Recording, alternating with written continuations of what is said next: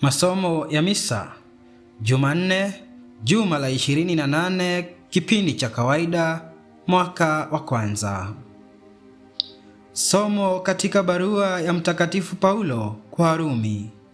Ndugu, sioni haya kwa Injili, kwa maana ni nguvu ya Mungu kwa wokovu wa wote wanaoamini, Wayahudi kwanza, halafu Wagiriki pia. Kwa maana uadilifu wa Mungu wafunuliwa katika Injili. Mwenye kusadiki hupata uadilifu huo katika imani, kama ilivyoandikwa, mwadilifu ataishi kutokana na imani. Hasira ya Mungu yafunuliwa kutoka mbinguni juu ya watu wote wenye kumuasi Mungu na kukosa haki, wakiipinga kweli kwa ukosefu wao. Kwa maana yajulikanayo katika Mungu yamefunuliwa ndani yao, kwani Mungu amewafunulia hayo.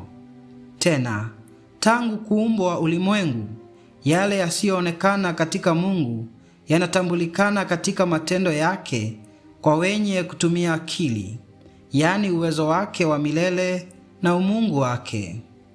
Kwa hiyo hawana njia ya kujitetea, kwa maana walimtambua Mungu, lakini hawakumheshimu jinsi Mungu anavyostahili, wala hawakumshukuru, bali walijipoteza kwa mawazo yao ya ovyo.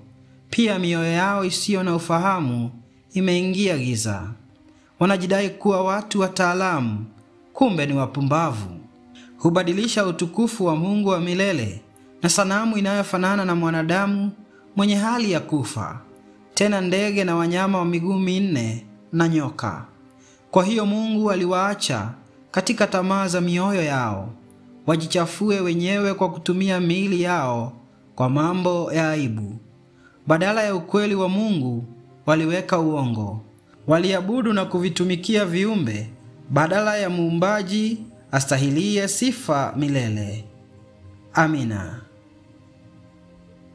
Neno la Bwana. Zaburi ya kuitikizana.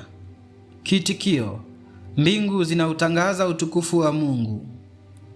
Mbingu zaeleza utukufu wa Mungu, anga latangaza kazi ya mikono yake. Mchana huupasha mchana habari hiyo, nao usiku hujulisha usiku. Mbingu zinautangaza utukufu wa Mungu.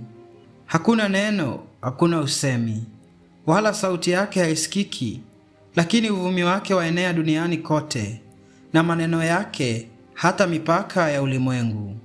Mbingu zinautangaza utukufu wa Mungu. Shangilio la Injili. Aleluya, aleluya!